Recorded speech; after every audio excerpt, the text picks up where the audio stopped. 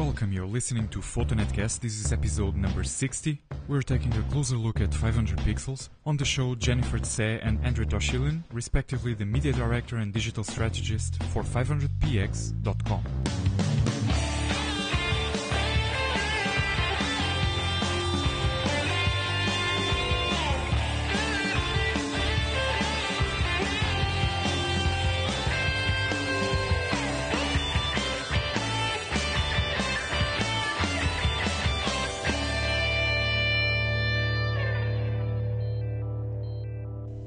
Hello and welcome, you're listening to PhotoNetCast. This is episode number 60. We are recording on August 16th, 2011.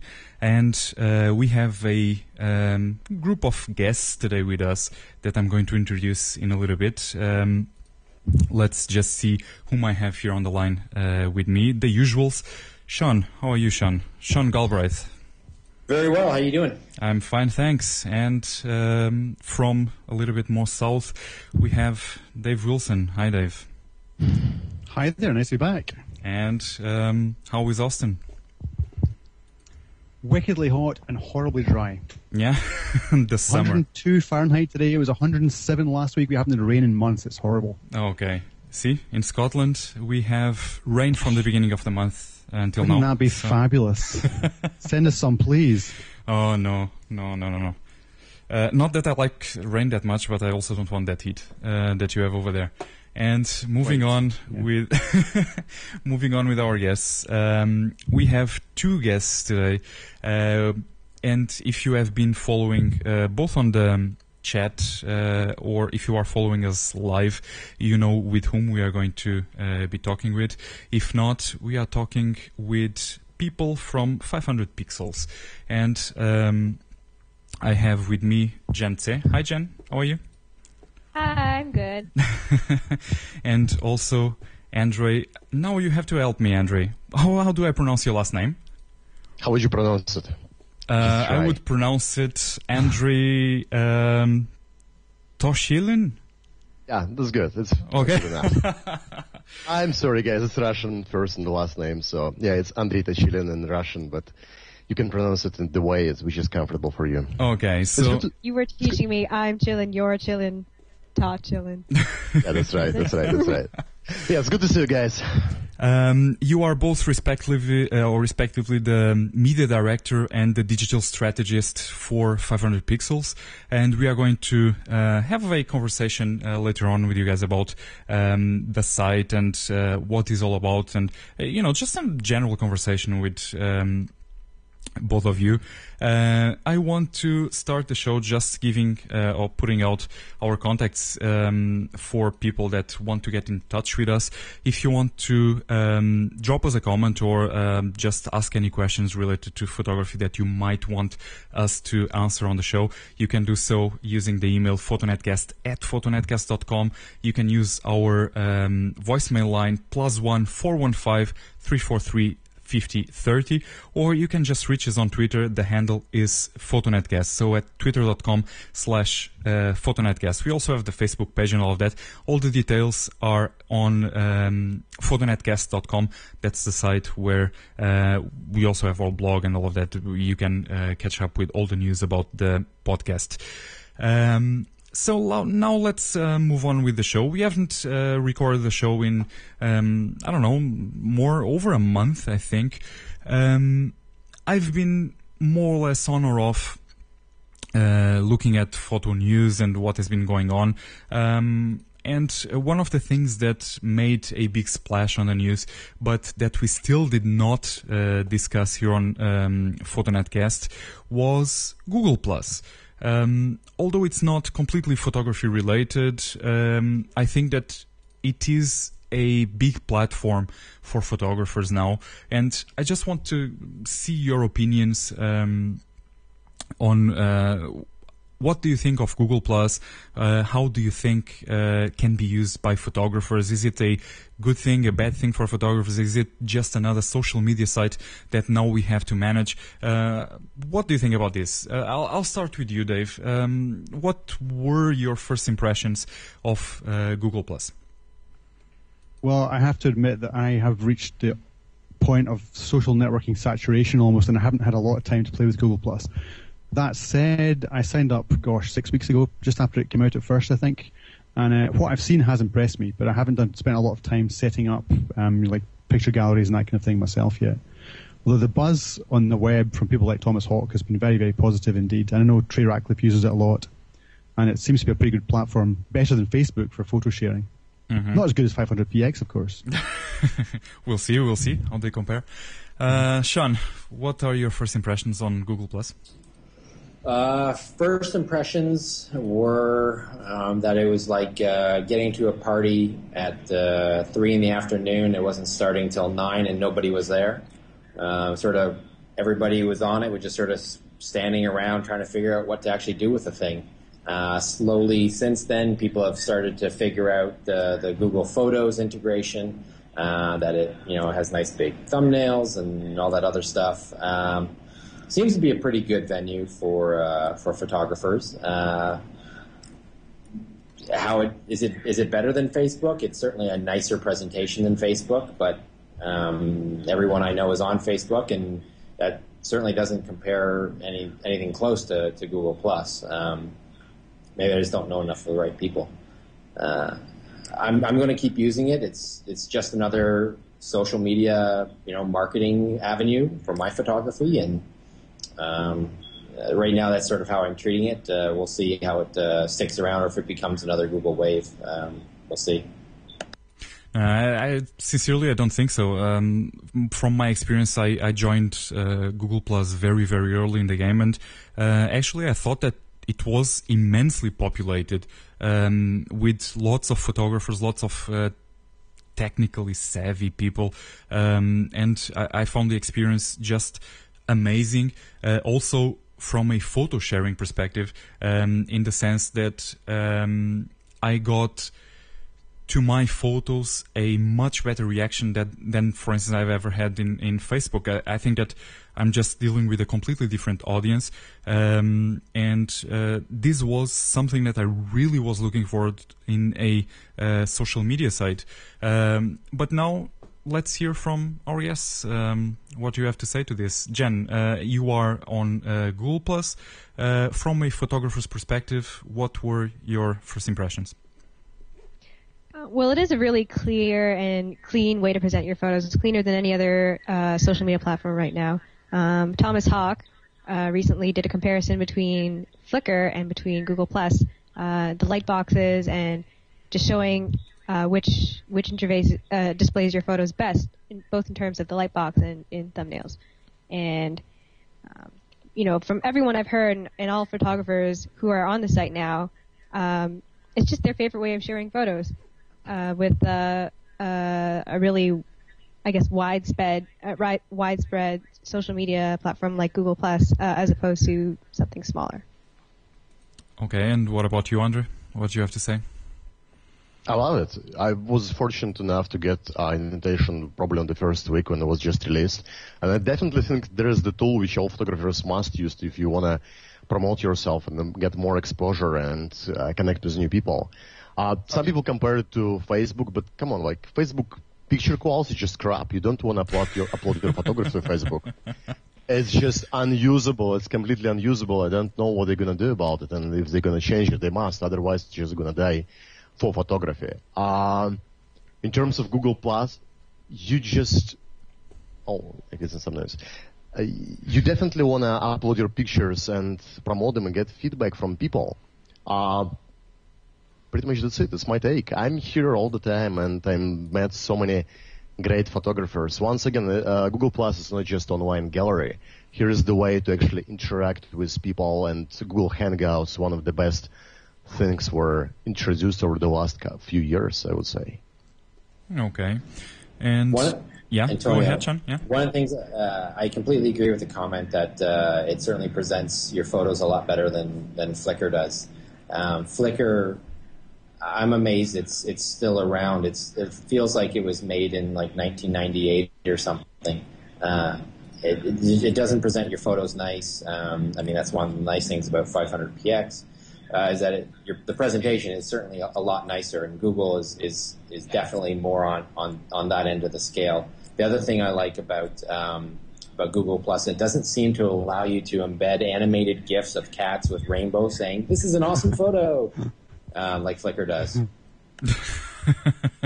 Okay, but I really, really hate that. You have them on the stream, which is also not such a good thing. But okay, besides the point, I think that's a personal preference. So I will not go in there. Otherwise, we'll be ranting here the whole episode. But what brought us here? Before we move on into the discussion about 500 pixels proper, I just want to mention again, if you are following us live, the live recording, that if you want to interact with us and ask any questions or any comments, you have the chat room on photonetcast.com/live, and we are also monitoring the handle PhotoNetCast on Twitter, or you can just use the normal chat room on Ustream if that is your viewing method of choice. Now, let's move on to the reason why we have invited both Jen and Andrey. As I mentioned before, Jen, you are the media director at 500px. Andrey, you are the digital strategist. First, let's introduce 500px to our listeners. How do you call it over there inside the headquarters? Where actually, I forgot to mention that's exactly where Sean is. He's right there with you guys, but exactly.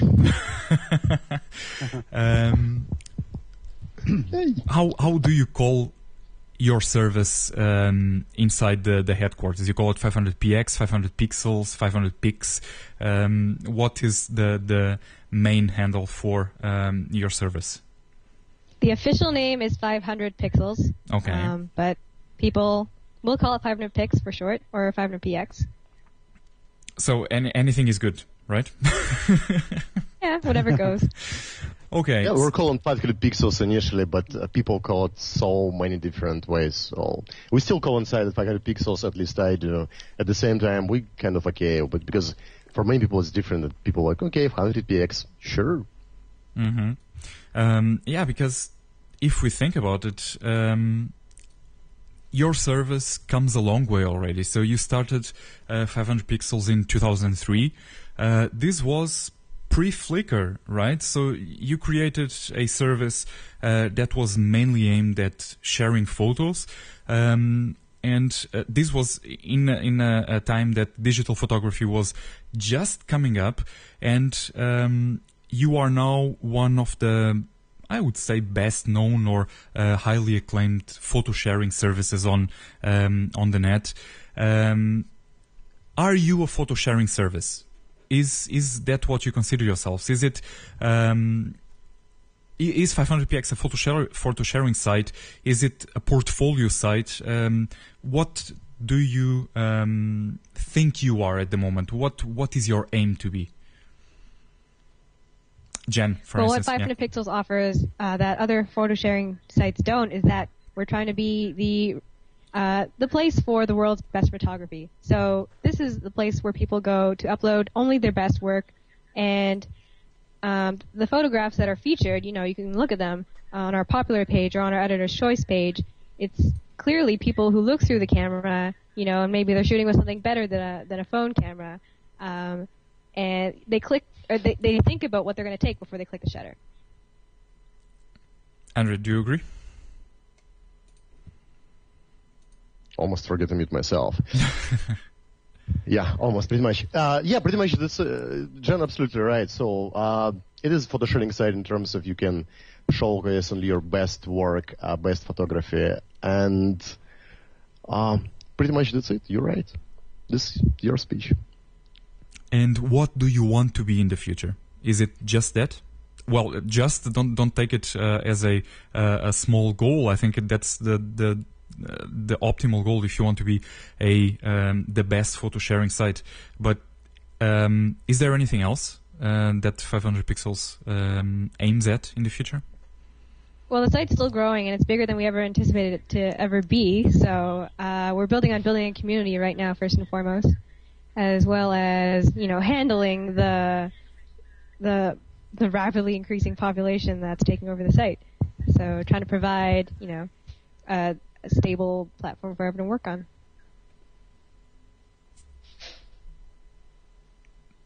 Can I ask a question about the site growth then? It strikes me that until about, 3 months ago, I'd pretty much never heard of 500 pixels at all. And then all of a sudden there was this enormous media blitz, or blog blitz at any rate, and everyone is now using it. So did you have a specific media campaign about 3 or 4 months ago, or was this just word of mouth that suddenly reached some kind of critical mass? No, not at all. We have a marketing budget of 0 and a marketing team of 1, and that would be Andrey. So up until now, it's all been word of mouth, pretty much. Well, seems done pretty well so far. Yeah, that's absolutely right. So basically, it went really big about 3 months ago. I wouldn't say nobody heard about it. It was pretty big in Europe. It was rather big in Russia and Germany. And around February, we get lots of traffic from Germany, and many bloggers actually wrote about the website. And after country, we started picking more and more great portfolios and lots of traffic. And around May, it all went to United States as well.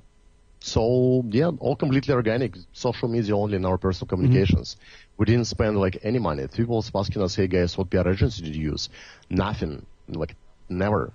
Basically, all what was done was just few of us chatting with customers all the time and developing service. And people really appreciated customer service and site quality, just how clean the whole website interface at this moment, and it will be even better in the future. But is it, so you're saying that you had absolutely no marketing budget, all of that, but the fact is that from one moment to the other, you guys exploded, everyone was talking about you. Everywhere you went, on Twitter, on Facebook, everywhere, everyone was talking about 500 pixels. Everyone was saying, you have to go there, you have to create your portfolio. How come? So you had years and years, since 2003, that you were growing a community, and then almost from one day to the other, and you have the stats, I don't, but in a short period of time, it peaked. So 500 pixels is everywhere. How do you explain that? Well, our co-founder, Eugene, has explained that it really isn't an overnight success. It's something that they've been doing the same thing over and over for a long time, and at some point, a lot of things just come together, and it just catches on. And big media people, take a liking to it. They start talking about it, and they have a following, and it just spreads like that. Basically, it was an overnight success, 8 years in the making. Do you agree? Was it 8 years? It was since 2003. In 2003, it was a live journal community for photographers. Exactly. And it was growing. Basically, we're getting experience. As the latest version of website, it was launched back in 2009. So once again, it was 5 years working with communities and photographers and actually understanding what content is really good and people like. And after 2009, it was almost 2 years of making the website. Okay. And actually, yeah.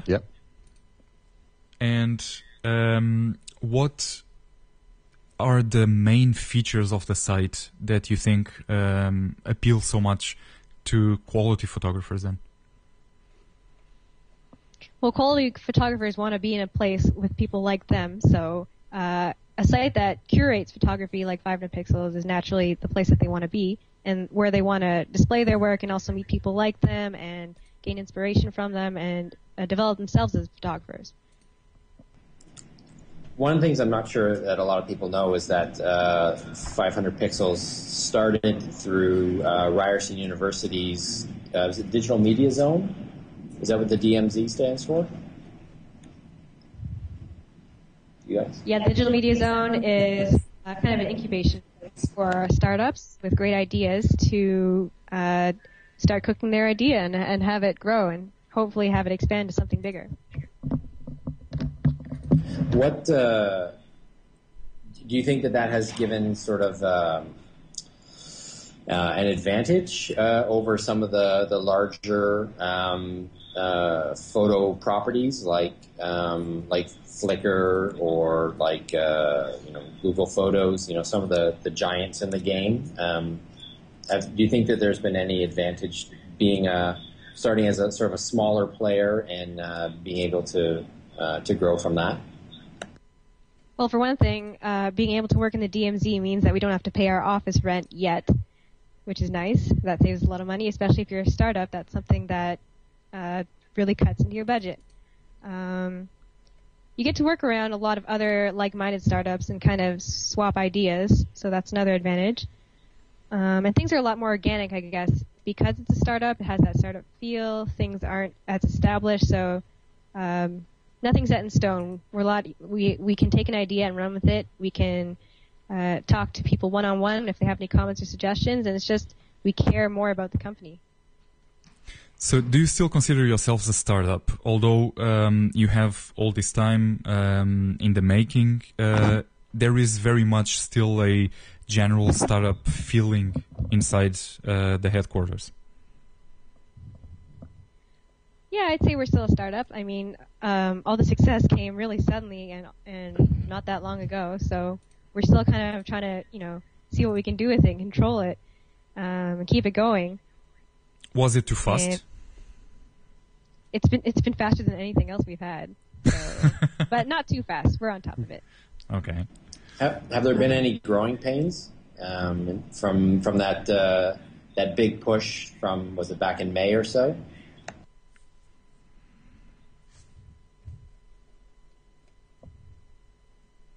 Sorry, can you repeat that? No problem. I was just wondering if you guys have had any growing pains with the site since it had that big push back in May or so, the redesign.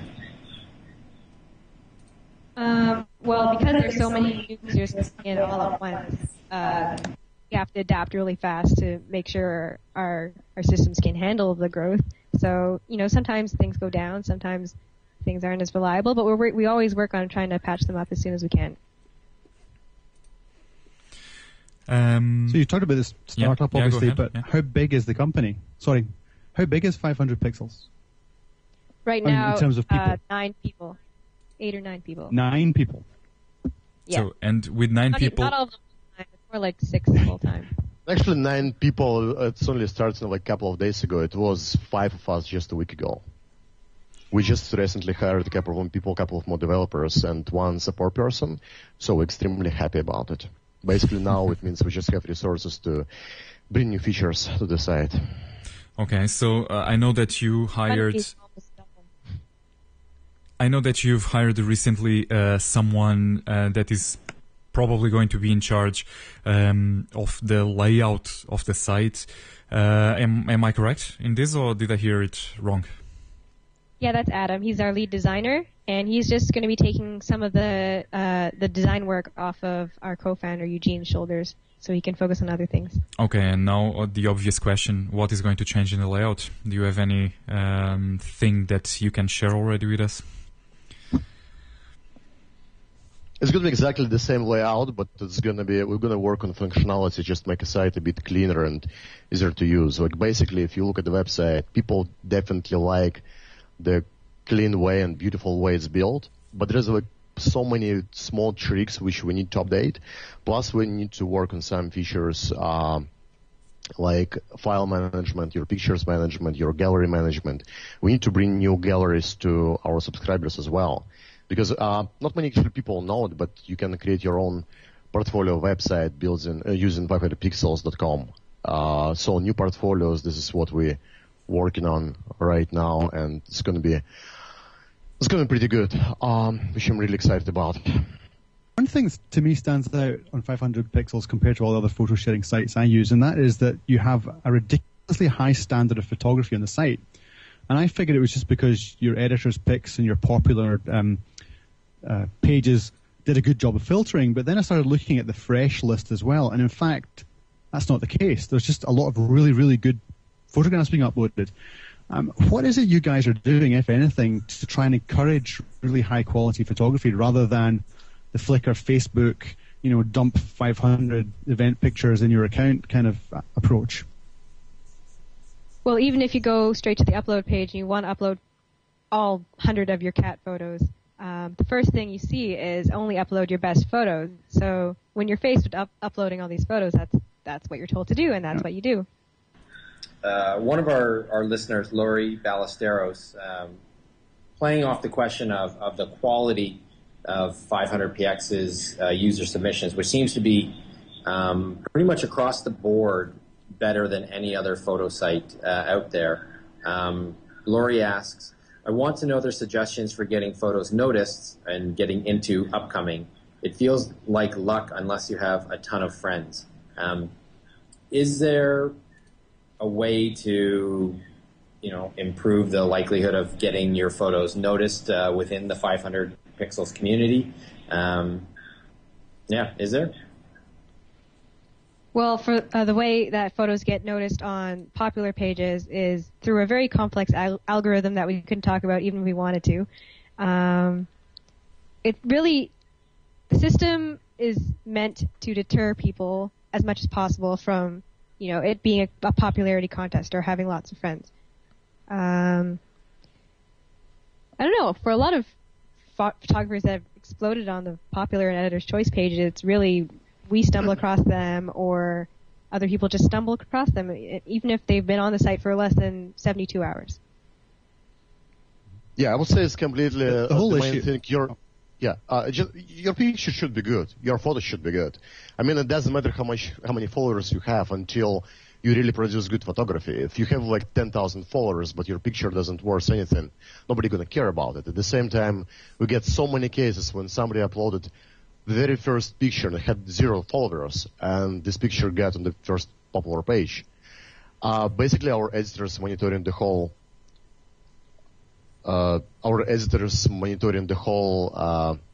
photo stream, but they choosing like couple of photos a day.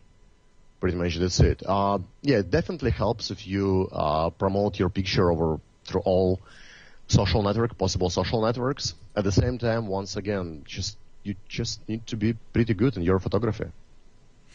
Okay, regarding that, we had also a question coming from one of our listeners, Patrick Wilkin. He mentions, or he wants to know, now that you mentioned the editor's picks, what's up with the editor's picks? He mentions that in every editor's picks pages there is a certain amount of photos that probably do not have the quality that 500px has used this to, and also a lot of nudity, although personally I don't think that's such a problem as long as it's in a art form. He thinks that it's more software engineers than photographers that are making these choices. Is it like that? Well, first of all, everyone who works at 500 pixels is a passionate photographer, so no, we're not all just geeks. And secondly, all the nudes that do appear on the site are all fine art nudes. We don't allow any, nudes that are not fine art. Speaking of editor choices, it's completely subjective. So we get about a dozen of editors around the world, and sometimes we agree with editors, sometimes me personally I can disagree with editor's choice. At the same time, it's personal matter, it's personal choice. I know that people like editors who we've got, they know photography, they just have different angles, what should be editor choice. At the same time, once again, it's completely arguable, I agree. However, it works. I definitely looking at editor's choice page and I like it. That's it. Yeah, go ahead. By having an editor's choice page, it's an admission that yes, these are editor's choice. You're relying on the opinion of this group of people, the small group of people, and if you think our opinion is valid, then you go check that page. If not, then you go check popular, upcoming, and any other page. Okay. And I just had a look over at the editor's choice page, and I had to get into about page 7 or 8 before I could find a naked bum. So I'm not sure that it's saturated with fine art nudes at this point, at least. Is there a problem even if there was a I saturation? don't have a problem with that. If it's great photography, Yeah, then, exactly. you know, I guess it it has to go up. probably depends how far south in the US you move. The further south you go, the more offended people get, apparently. Oh, ouch. I should state here that I'm not at all offended by the nude photography in 500px, but a few of my buddies have expressed concern. Okay. Well, there is an option to Which disable again, it. I know. Okay, so still, and since we are talking about audiences and the audiences of your site, whom do you think is the main audience? Who is the main target for your site? Is it photographers? Is it non-photographers, people that just want to admire good photography? Do you have any metrics on that? Whom do you aim to be your target audience? Can you just go a little bit more into it? Hands down, the site is about photographers and people who love photography. Obviously, people who love photography the most would be photographers, but it's also a great resource for people who are looking for great images to use for commercial purposes, to publish for editorial purposes. It's just a great resource for anyone who wants to find the best photography. Andrey? Yeah, if you want, I can give you actually a couple of numbers. Basically, we've got about 3 million people a month visiting the website and looking at these photos. Most of them are not photographers, but they love photography. They're not professional photographers, but they're really passionate about it and really excited and really inspired by the photography issues they can see on the website. So 3 million people monthly visiting the website and looking at your work. Speaking of number of photographers, we've got about 200, it's going to be 250,000 accounts.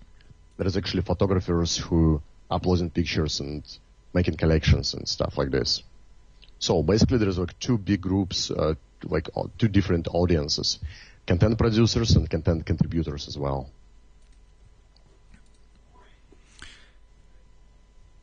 On that angle, Flickr has the tie-in with Getty Images. Any plans at 500 pixels to team up with commercial users of photography to sort of help make that connection between content users and content producers? Not really. I mean, we don't have any specific plans right now at this moment. We know the most important things which we need to do right now is work on new features and just help our community. I'm personally, I'm not looking for at this moment at any partners as Flickr did. One of the big things which, speaking of e-commerce, we would really like to bring more features regarding to e-commerce. So actually people can buy prints of your artwork and do it more easily, and photographers can make money. This is actually what's important. So we want to actually help photographers not just get exposure, but also get some pretty decent income. Okay, so now you have already a feature that a photographer can order some of their own artwork, right, in prints and all of that. Do you have any idea how good that is working? Do you have any numbers? I'm asking this because I'm really a sucker for printed images. I think that a true image exists on paper. Do you have any percentage of prints that are being ordered? How is it with your audience? Are these more, I don't know, can we say high quality photos or high quality photographers ordering prints? Is there been a decline in the print order or an increase? Unfortunately, I cannot give you a specific number just because we don't have enough statistics. I mean, I know how many exactly prints were sold over the last couple of months, but I prefer to keep this number in a secret. What I can tell you, number of prints definitely increasing. And the way feature works today, it works, but we actually want to make these experiences much, much better. Like today, for example, not every picture is for sale, and actually we want to make it easier for photographers to set up online store and sell these pictures and for people to buy it. So once again, I definitely looking forward to see much more sales, and we will we are going to sell much more prints just after introducing a couple of new features on the website, all regards to e-commerce. Right now, any user can create their own mini store using PhotoMoto. So under any photo, they can activate the store and set their own prices, and it's commission-based. So if anyone decides to buy your photo, PhotoMoto takes a commission as well as 500 pixels. I was quite impressed by the fact that you actually had PhotoMoto integration there from day one, because one of the things that annoys me with Flickr for sure is the fact that they forbid any kind of commerce on the site whatsoever. It gets a lot of eyes on pictures, but you're not then allowed to monetize them. That is kind of weird, because if you are a professional photographer, you are trying to get your work seen, and you probably, or even if you're, working freelance or trying to work professionally, you want to sell your work, obviously. Who doesn't? So it's your opinion that there should be an openness in this sense. So photographers should be able to use your site to promote their own sites, their own work outside of 500 pixels? Actually, exactly this is the way it works today. I mean, our goal to help new photographers to be discovered. Because basically, in many cases, your own portfolio of websites are rather static. And 500 pixels, it's all dynamic, so you can actually showcase your work and get much bigger exposure. And what we really promote, we promote specific names and photographers. Like just when somebody like your picture, this person can go to your profile and can see links to all your social networks and your portfolio website. So basically, being on 500 pixels, having your account here, you can promote your site, your work, and your online presence. Yeah, I was quite surprised to see that you have all these points of contact with photographers. Pleasantly surprised. I think it's one of the great features and something that differentiates 500 pixels from the competitors. Speaking of competitors now, and we mentioned Google Plus in the beginning. Google Plus has brought back their photo service. They now call it Google Photos. When we were discussing Google Plus, you mentioned some good features that Google Plus has in related of sharing photography. Do you see in any way this social media as a potential threat to 500 pixels, or are we talking about completely different services? I think it's a beautiful way to collaborate and actually to help each other. It's a bit different services, both of them about photography, but at the same time, I encourage our users to use Google Plus to promote their artwork and get even more exposure. It's not going to kill each other, it's just going to help, and basically working together with 500 pixels, having your portfolios on 500 pixels, and promote yourself through Google Plus, you can get even bigger exposure. It just work together perfectly. I'm user of Google Plus on a daily basis, and I encourage all our users to do the same. We're also holding Google Hangouts all the time. We use it as a promotional tool. We use it to connect with our users, and I personally see it as the best way to share your photos in a big social network. Just the best way to display them as well. Okay. I don't know, when we say photo sharing, we always think Flickr. And without a question, Flickr is one of the big players. It's a Yahoo company, so it has some strength behind it. What are, to you, the main features that differentiate you from Flickr? Where do you want to differentiate yourselves? Not as in what is different, that you can just look from the site, but how do you want to differentiate yourselves from other players in the industry? Not only Flickr, but of course Flickr is probably the biggest one. Well, first of all, a lot of people are comparing us to Flickr and that, they're our biggest rival or whatever, but we're targeting something completely different. We're targeting quality photography. Flickr is great as, Andrey has said that he wants Flickr to live forever because it's a great place to just store all your photos on the web, a great archival tool. 500 pixels is for sharing quality, and that's really what differentiates us. We try to be the best of the best in terms of quality. But you still allow unlimited uploads you see absolutely no problem with doing that. For instance, for someone who has an awesome account. Yes, you can. But anyone can upload whatever they want. It just won't get seen if it's not amazing. Yeah, completely agree. Dave, you were... Yeah, I completely agree. Yeah, exactly, completely agree. First of all, people still upload only best of the best on 500 pixels rather than everything. Yes, you can, but so it's just going to be ignored as your picture is not going to be good enough. And pretty much that's it. And just quick note, speaking of Flickr and Yahoo. Flickr is a beautiful service. I really want those guys live forever. It's a beautiful service if you want to just archive your pictures. Unfortunately, there is pretty much that's it we can do. I definitely like that the service exists. I definitely like Flickr groups and all the best. Unfortunately, Yahoo more, I would say it's slowly killing Flickr. I don't really like it, but this is true, unfortunately. From initially when it was born back in 2004 from community website and photography website, it became corporate machine to making money, which is unfortunately not such a good thing. It's just stopped being about photography. It became about creating an account and running, having some Yahoo corporate goals behind the service. Okay. Yeah, Sean or Dave, I don't know which one of you guys want to... I was kind of keen to go back and discuss the whole contentious issue of the very visible rating system on 500 pixels. I know it seems to polarize people. I really like it, but I know other people who think it's awful, the fact that people can see what score your picture currently has. I'd love to hear what Jen and Andrey have to say about the feedback they're getting on that.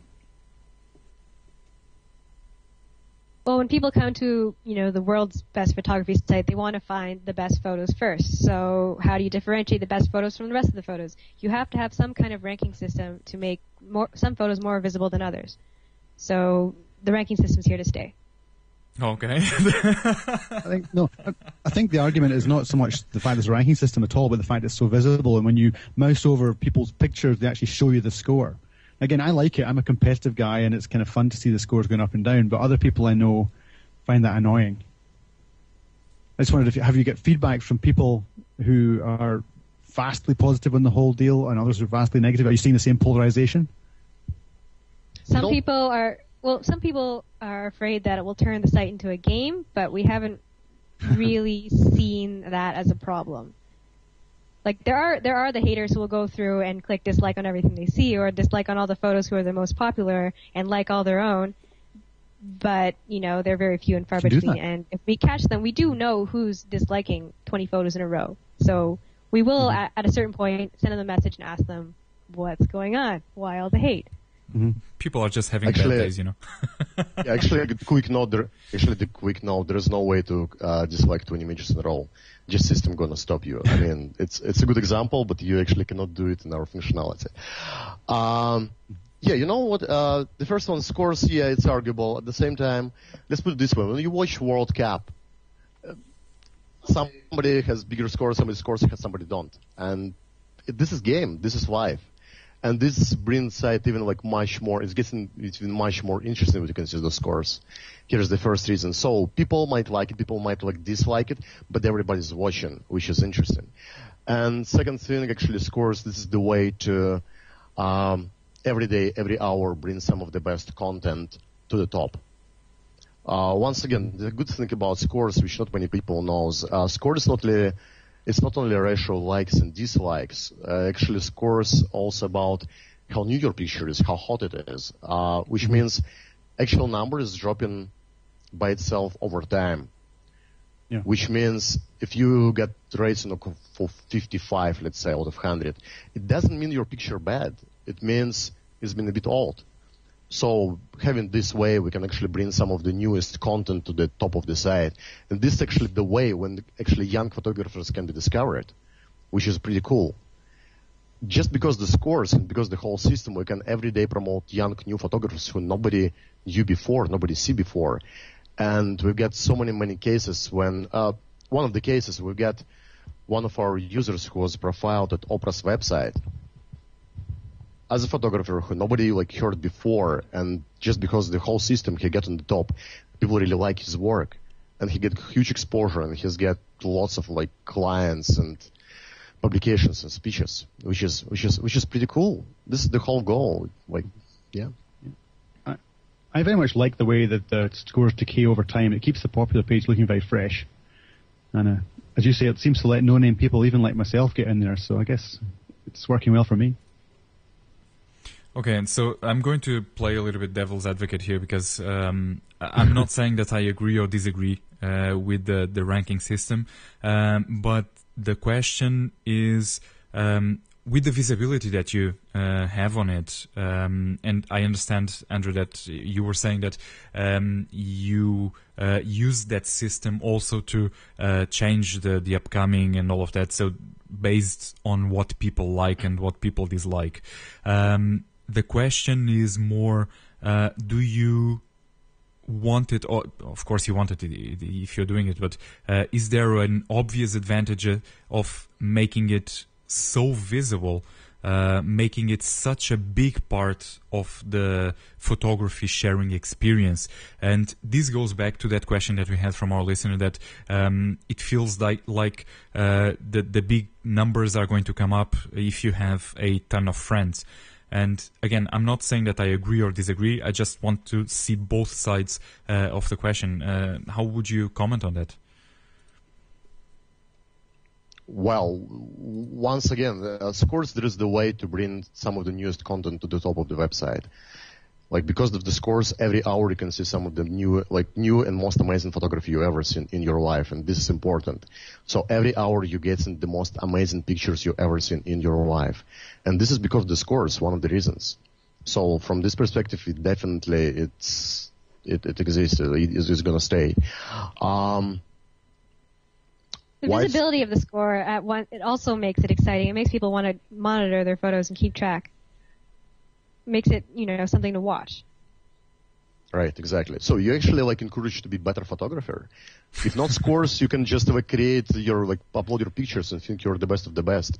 But you actually can compare your photography to somebody else.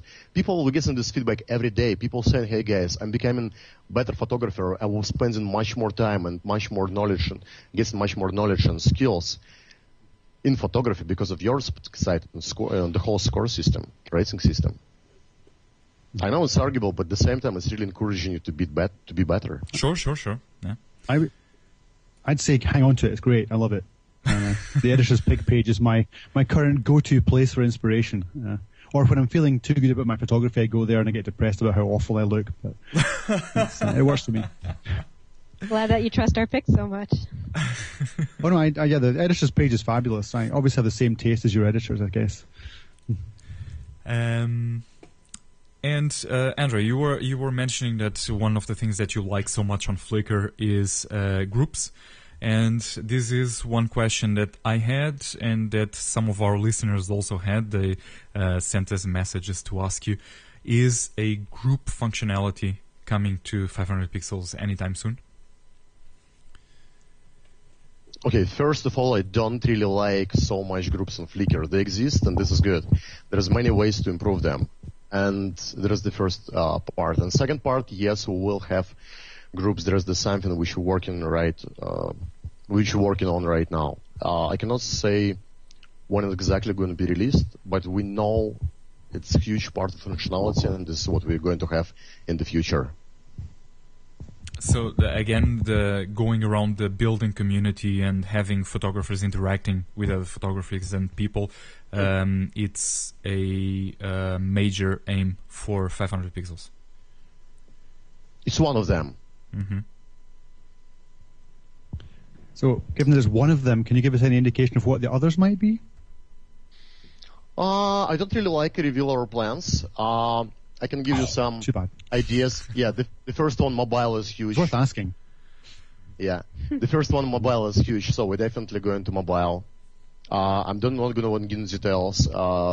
Definitely we're not going to be competing with services where you can upload your picture from your mobile phone, but we definitely want to give people opportunity to look at some of the newest pictures online being on mobile devices. Here is the first one. Second part we should definitely going to do is blogging functionality. Blogging is huge today, and we have blogs, but not many people actually knows about it. Today you can write your own personal photo blog on 500pixels.com, and what we want to do, make this experience much better, much easier, and create blogs, have blogs much more easy, like just much more discoverable than it's right now. Currently, since we don't really have groups yet, the most community function that we have is, as Andrey said, the blogs, and also our blog, which we're also using to feature photographers in the community that we find remarkable, or photographers have interviews from local photographers. So they can come into our HQ and we'll do an interview with them, post the video online. We're also putting up questions on the blog for people to respond to, and hoping to create, make the blog a forum of discussion in itself until the group function and greater blog functionality is implemented.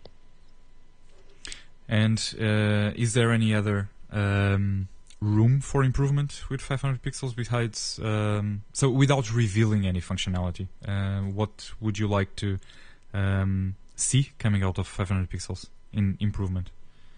Community building is a big part of it. Yeah, that's right. Okay. And we have also a question coming from Jim Gold, since he's also one of the co-hosts that unfortunately was not able to be here today with us. He was asking how does search functionality and the tagging of images fit into the schedule of enhancements for 500 pixels? Is this something that you are going to put some effort into, the whole images being found by search engines, prominence to this metadata and all of these things from an image? Is there is this one of your aims? Is it in your playing field or not really? It is one of the things we're building on piece by piece. We're working on functionality with portfolios right now. So if you have an awesome account, you can build a portfolio, and one of the things you can do with it is adjust the metadata for it so that it increases the search engine optimization for it, and that it appears higher in search results. And usually your portfolio is what you want prospective buyers of your photography to see first. Okay. Dave, anything else? So I'll ask a self-serving question, and talking about portfolios. My main reason for starting a 500px account was to allow me to transfer my portfolio from my own site onto yours, because your tools for managing it are so much better than the ones I had available to me. Is there a lot planned to allow me to improve the customization of the portfolio? Because my only current complaint, and it really is my only current complaint, is that I can't add my own links to the portfolio page. So I can't have a link back to my own site.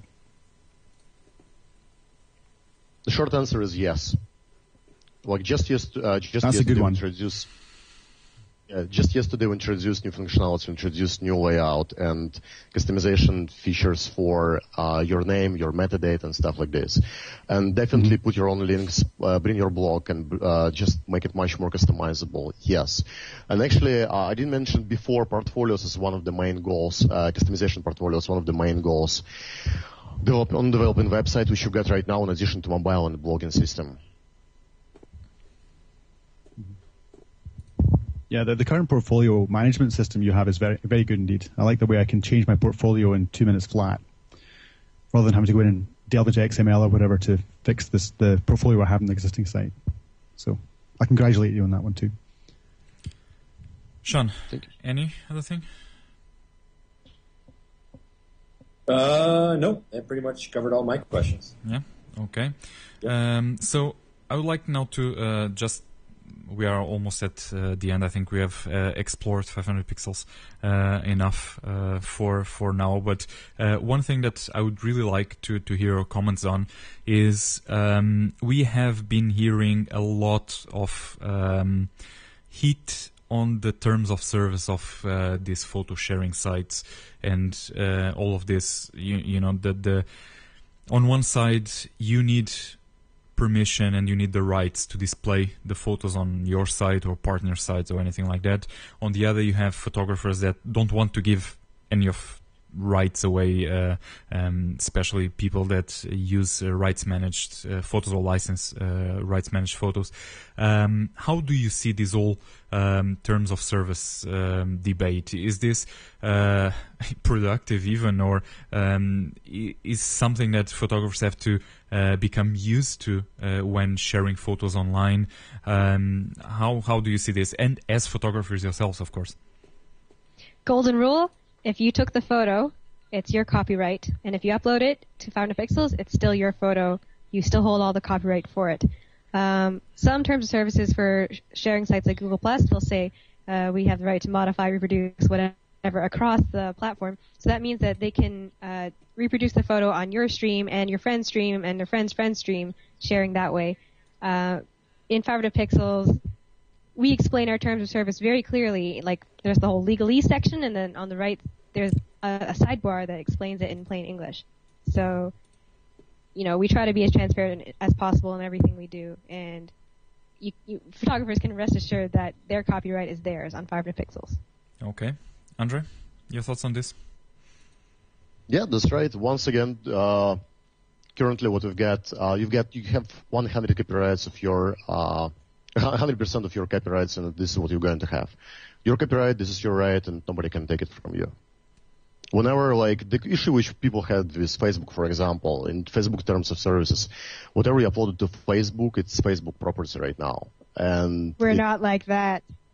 Yeah, we don't like that at all. Well, that's why I don't upload photos to Facebook, but okay. I can't really deal with that. It's too much. In that sense, it's a little bit too much for me. I'm probably somewhat more permissive than a lot of other photographers around, but Facebook is just an exaggeration of what I think rights grabbing should be. As you've been listening, we had with us Jennifer Tse, Media Director for 500 Pixels, and also Andrey Tochilin. Yeah? Did I get it? Yeah? Digital Strategist for 500 Pixels. It was a pleasure having you on that site. Jen, where can people find you on the net besides 500 Pixels? On the internet, I can be found on pencilprism.com. You can follow me on Twitter at JENTSE, and on Google Plus, just search my name. My picture is the one of me in the dryer. I'm sitting in a laundromat. That must have been a funny one to take. Andrey, where can people find you online besides 500 Pixels? Yeah, Google Plus is the place today. Basically, just search for my name, and I guess there's still people have many questions. I'm almost every night doing Google Hangouts with our users. So if you get any questions, just search for my name on Google+. Send me a message. I'll be glad to chat with you and actually answer all of your questions. Okay. Yeah, add us up. If you add us up, we'll be able to invite our photographer circles to Hangouts, so you'll be notified whenever we have them. And we have them a lot, so you can just hang out, chat, talk about 500 pixels, share suggestions or questions. We'll be there. Okay, so you listen to the community. Or at least that's what I've been hearing from other photographers around. Any final thoughts on 500 pixels from both of you? Just one sentence. We Jen? love photography. That's a good one. I'm looking forward to hear from you. Okay, so to all listeners, that's the key for you guys to go over there and send your feedback.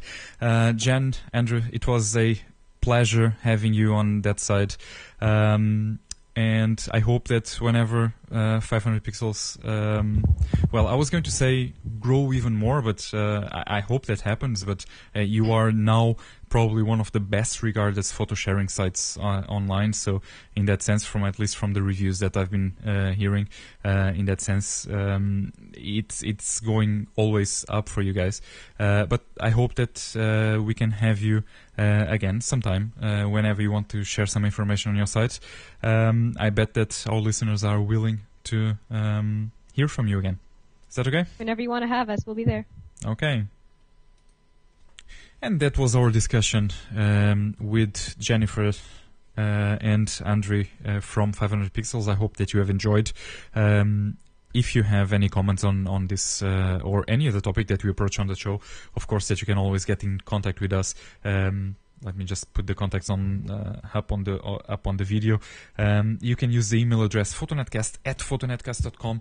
You can use our voicemail line +1 415 343 5030. That's 415 343 5030. Or you can contact us on Twitter. The handle is PhotoNetCast. Moving on with the show. Selected from the web. We haven't done it now for 2 episodes, if I'm not mistaken. We are a little bit overdue. Sean, do you want to kick off this selected from the web? Is that okay? Sure, that'd be great. I have a couple quick links that I thought were pretty neat. One is this really neat Photoshop project by a photographer called, I think it's called Day into Night. It's a photographer named Stephen Wilkes. Essentially, he has, in single frame images, he uses a large format 4x5 camera with a digital back and takes photographs of the same scene over the course of a full day, and then blends them together. So half the frame is the shot during the day, and then the other half seamlessly blends into a night photograph. I haven't seen this effect done before. It's quite spectacular. He does it to really great effect. Okay, I'm looking at it now, and it does look good. Yes, it definitely looks good. There's the photo gallery is really neat. They seem to be primarily in New York City, and they're quite spectacular. And your second one? The second one I have is it's a fun little blog post that someone whose last name I would murder if I tried to say it, so I won't. 8 ways to title a photograph. Just a humorous little breakdown of the different methods that photographers use to name their shots. For example, the second year artist would have a photograph such as Majestic Morning, Awoken by Golden Illumination, which is a picture of a bus stop with the sun setting behind it. Blank and blank would be bus stop and shadows. And I have to say that while by no means a definitive list, these eight categories seem to capture the overwhelming majority of photographs, and I certainly found myself in a couple of them, depending on the photograph and depending on where I was in my own photographic career. I've certainly changed my approach over the years.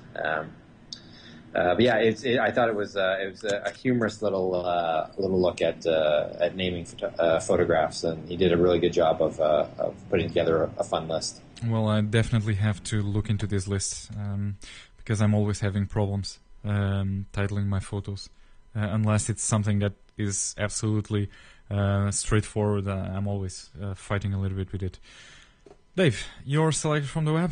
What do you have for our listeners? Well, my selected from the web is actually the one that I had picked for the last recording, which we didn't get around to using. And it was cool enough that I thought I'd just carry it forward till this time. And just as you were talking to Sean there, I went to check the link and discovered the link is now broken. Mm-hmm. So that's not very helpful. But there's a second link I've added. This is to do with a new technology, or I guess it's not that new, but it became popular in the press about a month or so ago. The light field cameras, or plenoptic cameras. There's a company called Lytro has announced a plenoptic camera. And this is a camera which takes pictures in a totally different way that allows you to actually focus the image after it's been shot. It uses a micro array of lenses to capture the same image from slightly different positions, and then very complex software that can massage that to change the depth of field or change the focal point. And I thought I was ahead of the curve last time because I hadn't seen the big press push, and then all of a sudden Lytro came out with this announcement just after our last recording. So people might want to go and look at that. I don't think it's something we'll see in everyday photography for maybe 5 or 10 years, but it's a pretty cool technology. Okay. And my selected from the web for this episode is also what I had for the previous one that we never made due to time restrictions. And I have a Flickr set, and I'm sure that many people has already seen it. It has made the news, and it's a Flickr set by Jason Travis. It's called Persona, and it's an absolutely amazing collection of photos that he took or he made moving around and asking people what do they have with them in their bags, and just taking a photo of the person and the bag, or the contents of the bag, and doing a montage this way. And it is just, I think, not only an amazing photographic project, but it's also almost studying sociology. You know, you can look at the way a person dresses or a person looks, and the contents of their bags, and of course that you can now say, oh, all of that is stereotype, but you can almost see resemblance in this huge amount of photos. I don't know, have you guys seen this set before, this Flickr set before? I hadn't seen it before, but I'm going through it right now. Okay. It's great. Very clever. Mm-hmm. It's fantastic. Amazing. It's just amazing. I would recommend all our listeners to, if you have the time, to go there and just take a look, and why not get back to us, PhotoNetCast.com, and drop us a comment on the blog with what you think of Persona. Speaking of Flickr, I just want to mention that we have our Flickr group going on. On the last episode, we had the topic old for you guys to upload photos. I am going to choose for that topic what would be for me the best ones, and I'm going to highlight them on the blog. So thanks so much for everyone, or to everyone that uploaded their photos. If you want to do the same, just go to Flickr, search for PhotoNetCast in groups, and you can find our group right there. We need a theme for the next episode. What do you guys say? Is there any theme that you'd rather choose, Dave? You're the topic chooser for this episode. Put me on the spot. Don't ask me that in advance or anything. Theme for the next one. How's about... Okay, I like black and white architecture, so let's go for black and white architecture. How's that sound? Okay, black and white architecture sounds very, very good. So great. All you have to do is Sean's rolling his eyes. Yeah. Easy, I'm not seeing him. Wait a second. Oh, there he is. I like architecture. Maybe he was delayed, I don't know. I like it's a good combo. Good, let's go for it. Okay, so Done. black and white architecture is the topic for the next episode. Just search for our group on Flickr, PhotoNetCast, and do me a favor and tag the photo with the tag PNC60, just so that I know what you have uploaded regarding what episode. Now, we are reaching the end of the show. I just wanted to...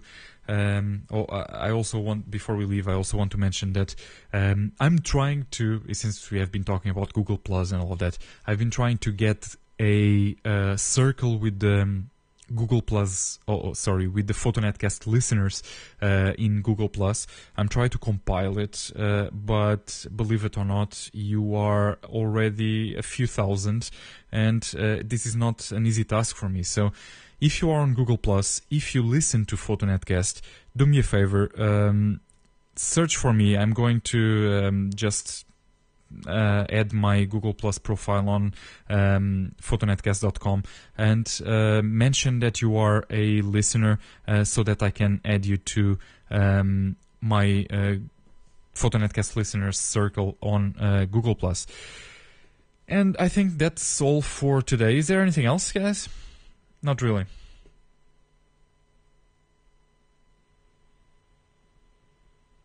Anything? If you asked me a question, I didn't hear it. Sorry, my audio is completely toast.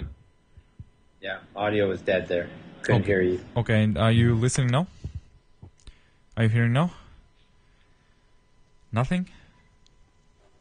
I Nothing? get one Very, syllable very in 5. choppy. Really? It's not good.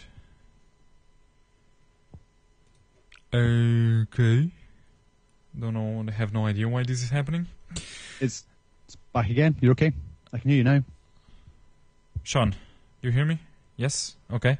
I was just going to say, any last thing that we need to mention on the show? Oh, yes, of course there is. I want to mention our poll. We had a good response to our last poll, and probably we're going to discuss the results on the next show, since we're running already out of time on this one. But I'm going to put up a new one very, very soon. So if you haven't done yet, I would like to encourage you to subscribe to our RSS feed. Go to PhotoNetCast.com, click on that RSS button and subscribe, because that's one of the ways that you can be up to date with everything PhotoNetCast. Also, follow us on Twitter. That's also a very good way to catch up on all the podcast news. Now, any last things, Dave, Sean, that we need to mention? Not for me. Take a look at worldwidephotowalk.com, because the sign-ups are active now for this year's photo walk, which is happening on October 1st and 2nd. So get involved. It's a lot of fun. Chance to meet some new photographers and wander around your city and take pictures. Okay, can you repeat the link? We got a little bit chopped off. Yep. It's www.worldwidephotowalk.com. Are you guys going to lead any photo walk over there? I'm taking part in one in Austin. I'm not leading it. And what about you, Sean?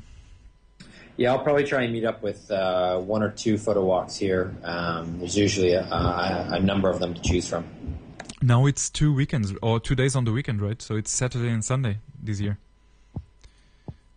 Yeah, exactly. But bear in mind that individual walks are on particular days, so you have to go with the one that's closest to you. But as Sean said, there's probably a choice. Okay. Let me just think if there is anything else that I want to mention. And that's all the content that we have for you guys today. I would like to encourage you, if you haven't done so, and I would first of all like to thank everyone who did. If you are getting our podcast through iTunes and you haven't done so yet, please give us a review on iTunes. It's greatly appreciated. Let us reach a much wider audience just by doing that. So it takes you a couple of minutes, and it's very much appreciated.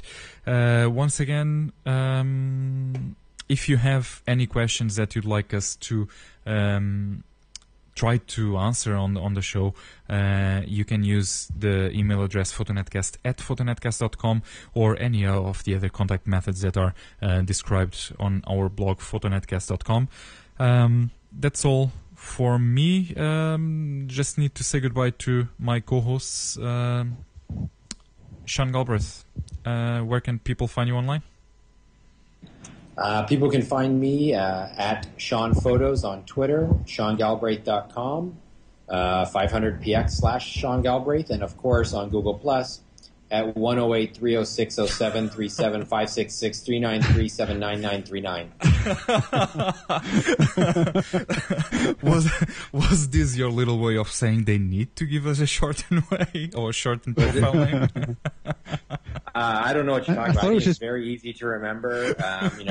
It's. I can see why photographers are flocking to this site. I mean, look how easy it is for people to find you. It's fantastic. I thought it was just plus Sean Galbraith, isn't it? No. Well, No, it's 108-306-37, whatever. I think I lost count there. Just type I think someone's trying to give you a hint, Sean. The square root of pi, I think, will get me there. Okay. Okay, Sean, it was a pleasure having you on that side. Funny as always. Have fun around Toronto, and we'll speak with you next time. Yeah? See you next time. Okay, and now it's your turn, Dave. Where can people find you online? As usual, you can find me at davewilsonphotography.com, and I have absolutely no idea what my obscure Google Plus URL is. Okay. But I bet if you search for Dave Wilson, you might find me, although you'll probably find another 500 Dave Wilsons as well by this time. Okay. Go to davewilsonphotography.com, you'll find links there that'll help you. And you are D.A. Wilson on Twitter. It was a pleasure having you. I'm D.A. Wilson. I'm Dave Wilson Photography on 500 Pixels. Okay. So there you go.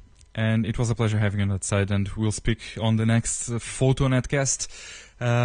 Once again, to everyone, it was a pleasure. To all our listeners, it was a pleasure having you on that side, listening to us and listening to our other guests, Jen and Andrey from 500pixels.com. I think that's all for us. That's all from us. My name is Antonio Marques. You can see some of my work at tizzyplanet.com. As with Dave and Sean, all of my profiles and all of that are connected from this site.